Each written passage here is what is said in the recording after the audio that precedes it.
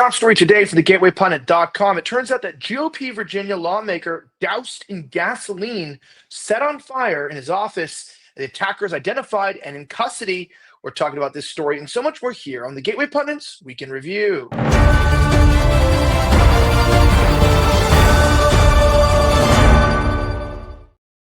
My name is Elijah Schaffer, and this is the Gateway Pundits Weekend Review. We cover the top 5 stories of the last 24 hours. Our top story today, the Gateway Pundit reports that a top Virginia lawmaker was doused in gasoline, set on fire in his office. The attacker has been identified as in custody. Christina Lila reports. Well, Danville, Virginia City Councilman Lee Vogler was doused in gasoline or Vogler and set on fire in his office on Tuesday. It turns out here that according to a report, the attacker identified as Shotzi Michael Buck Hayes, 29 of Danville, threw 5 gallons of gasoline on Vogler before setting himself on fire. Danville police said that the attack appears to be personal and not related to Vogler's position as a city councilman. The Daily Mail reported that Shotzi Michael Buck, Hayes' wife, filed for divorce just 2 weeks ago. Showcase Magazine's Andrew Brooks said the attacker forced his way in the magazine's office, and Vogler was visiting and poured a 5-gallon container of gas on him. Wow, that's pretty crazy, right? Listen to that. Well, Lee attempted to flee, ran to the front of the building. Showcase Magazine owner Andrew Brooks said in a Facebook video that the individual followed him and set him on fire.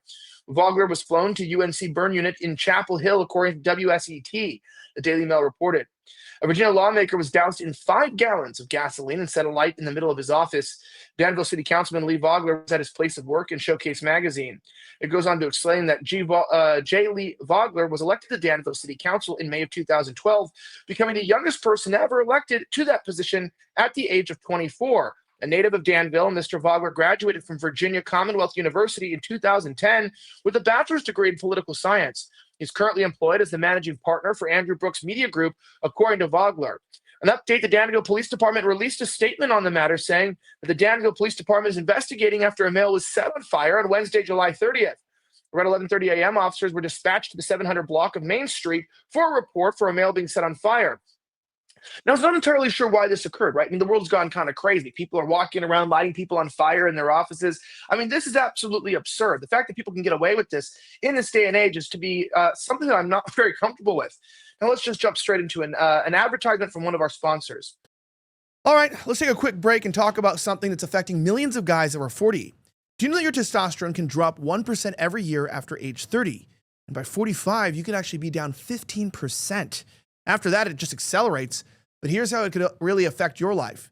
Did you know high T guys actually earn more money than their lower T peers?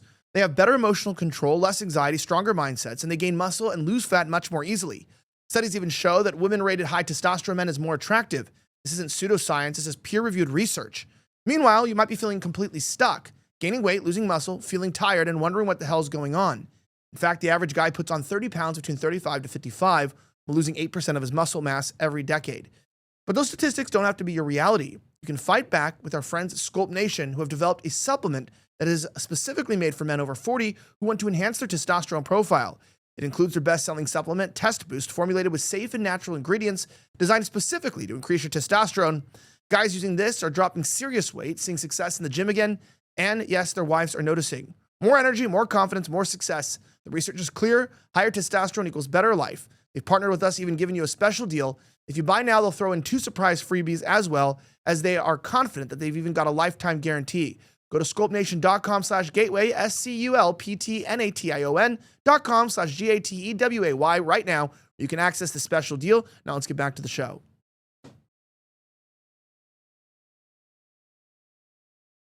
As we get back into things, our next story is quite interesting. New Epstein prison video investigation uncovers irregularities, cursor activity, and orange object detected, Anthony Scott reports.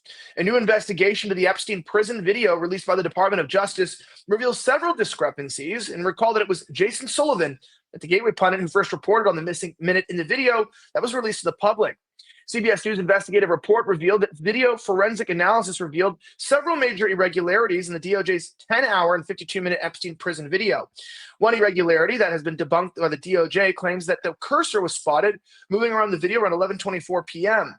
Previously, the DOJ stated that they released raw footage of inside the cell block where Epstein was jailed, but the video forensic experts claim that the cursor appearance shows signs that the video was a screen recording rather than a raw upload from the DVR system.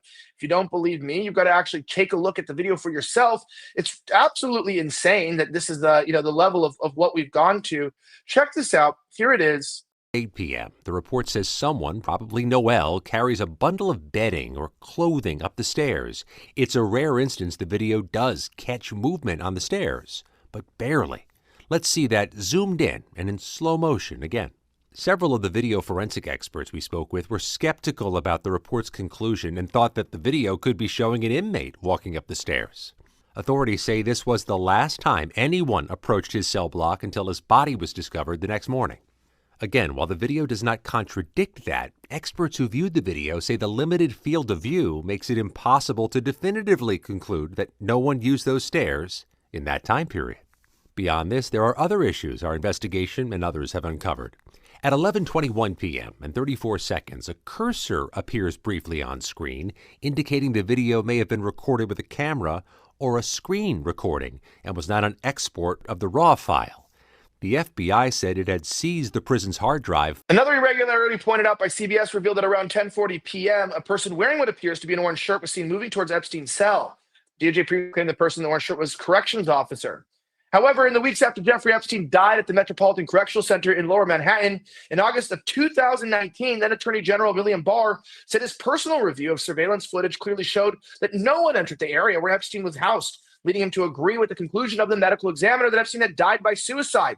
Now, it comes down to the fact these irregularities are just too many to count. How do we sit around here asking ourselves, did Epstein die? Was he killed? Right? What occurred that would make us think that Epstein would have killed himself? Then Trump says, we have the Epstein files. And Pam Bondi says that the videos are on her desk. There's hundreds of gigabytes of them. And they claim that it was just child pornography. Then they claim that it was corruption. And then they go ahead and say, you're stupid. Trump said, you're stupid if you want to know about the files. And then everybody else just started jumping on the MAGA train. I got to ask myself the question, as a Trump supporter myself, I don't support this. I don't think this is good. And these irregularities are too many and too far in between. Now, that being said, on an interesting note, it also turns out that Cory Booker's most recent rant is getting mocked by pretty much everyone. We have the video. Check this out. Senator Cory Booker of New Jersey recently had another meltdown on the floor of the Senate, this time because he was angry at his fellow Democrats for not resisting Trump hard enough. No one was impressed. In fact, Booker is getting mocked over it by pretty much everyone in all corners of the political media landscape. The guys on two-way called it hysteria. It was absolutely horrific, it said. You can watch the video. Check it out. Here it is. Is that moment good for Cory Booker going forward? Cory Booker, 2028, being a serious player in a primary to start, very good. Okay. Is it good for the Democratic Party that he had that fight? Absolutely horrific. And ask Roy Cooper today in North Carolina right how that goes over in his state. So is it good for anybody on the Democratic side except for Cory Booker? Nope. Okay. Well, I would actually say that, like, for the AOCs and the Mandami, like that wing probably got a little, yes, that got them fired up. See, we were right. He's with us now. I mean, so I think depending on who you are in the party, maybe I'll let Dan answer that. But I would say that if you're a progressive, you just want an ally. Well, so I'll break this up a little bit. First, I keep saying this: fight is not a strategy, right? That's the problem with Booker. I'll give you three different people, right, who are talked about for 2028 and kind of this issue. You have Booker, who keeps giving angry speeches, right? He doesn't do anything. He doesn't offer anything. He just screams fight. So he's the hysteria caucus right now. Gavin Newsom fought on immigration. We can debate if that was the right place, but there was substance behind what he was fighting about, right? So that's a different type of fight. And then there's Josh Shapiro, who goes on Colbert the other night and literally says, my motto is get shit done, right? So he's like, I don't want to hear the noise.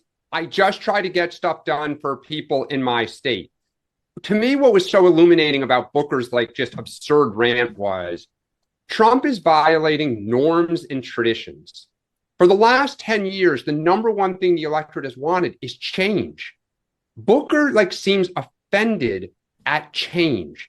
He's like, God, we got to go back to the way things used to be, the way the Senate used to be run, the way kind of nothing to a lot of people ever happened. And that's the insanity of, again, there's no strategy. Yeah. It's just his sensibilities are offended. Therefore, scream as loud and be as hysterical as possible. When Cortez Masto just barely got elected in Nevada, Trump won Nevada. We have huge problems with Latinos, huge problems on security and crime and safety, which is what the bill was about to some extent. And that's where he picks a fight. Greg Gutfeld compared him to someone having a meltdown on a plane. Check out Greg Gutfeld's explanation of what happened. Watch. Can you put that video up just on the side? Just imagine, you know what he reminds me of when I'm looking at this? Every video on Instagram of somebody on a plane in the aisle, like yelling, and there's people up there looking at him, going, "Dude, just sit down. We're all gonna have to get off the plane if you don't." And he just goes, "My seat won't go down." He talks too, like I've said this before, like he just took a hot bite of pizza, so his mouth is always like, "I have my mouth, it's just burning. I want to talk about Trump, but my mouth is on fire, and I'm just tired of it. Don't come near me." I want to know, who does he want us to fight against, and who is he fighting for? If it's all about Trump, I mean, can you get any more intense against Trump than you already were? The guy was nearly assassinated twice. I don't know exactly what you want the party to do. You know, this is the problem with Trump taking over the lane of common sense. It leaves everybody else on the outside. So Trump has the 80, they've got the 20, and he's stuck somewhere in the wilderness trying to figure out what he is, and he doesn't know what he is. So you have all of these crazy, distraught Delta passengers screaming about something. Don't talk to that man. If the Democrat who figures out how to co-opt Trump on an issue and work with him on something is the one that will be able to succeed. I just came up with that. In conclusion, Booker is a clown who is performing theater for the Democrat base. Many Democrats are doing this, essentially competing for who can look the angriest over Trump. None of it's even real. It's just show for their base.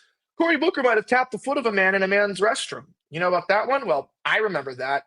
That being said, it is quite interesting. In the middle of all of this, don't forget to check out Trump's Never Surrender shoes. The Trump Never Surrender gold sneakers are a bold yet public statement with a gold finish in red and white and blue accents. Comfortable, durable, and lightweight. They're perfect for daily wear and sparking conversations.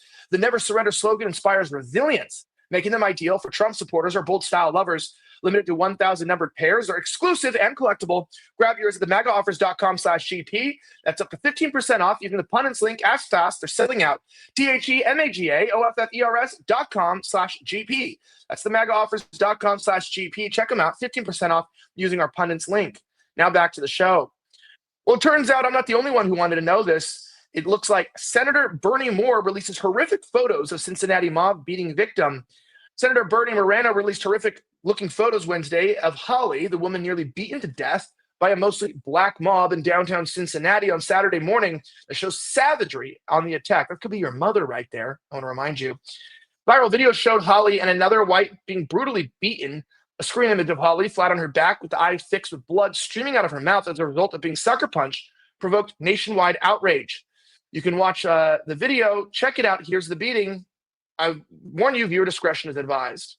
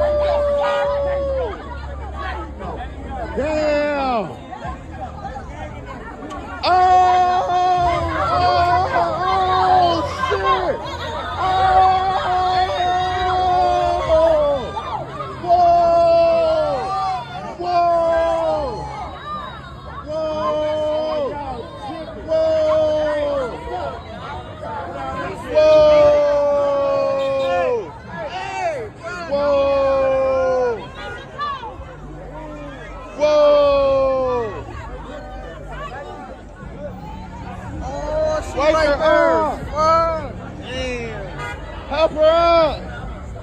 Whoa! Well, the FBI and the Justice Department Civil Rights Division are investigating the incident. Vice President J.D. Vance and has a home near Cincinnati, spoke out on the attack, condemning the man who sucker punched Holly. Moreno posted photos of Holly along with criticism of local officials. Moreno also posted a screen image of comments by City Council member Victoria Parks, who mocked the beating victims. Cincinnati is an amazing and spectacular city. It deserves political leadership that matches the greatness of its citizens. Look, black on white violence is a real problem in this country. There's no reason that we should be dealing with this as a nation. It's about time that we actually come together and speak out against this. We don't want to be any more victims. You know, we're not asking for segregation. We're not asking for anything extreme. We're asking to be left alone and to be able to walk in our cities without having violent black thugs knocking us out in the streets. And that's what Vice President J.D. Vance was saying. In another mention, you can watch the rest of this on our website. A shocking video shows Wendy managers fatally shooting man in a parking lot. It's too graphic to play right here on this video, as this is a family show. I do encourage you guys to check it out on our website. If you'd like to join our Mug Club and support us, you can go to thegatewaypundit.com and you can click on the Find More. It's just a few bucks a month. You can get an ad-free experience. You get an amazing mug. You join our community and our family and support independent media and journalism. Thank you so much for putting up with this crazy set that I'm at. I'm traveling right now. I'm currently in the Miami airport headed to El Salvador. To the rest of you guys watching, I'll see you on Monday. Have a great rest of the week as always. And may God bless the United States of America. I'm signing out.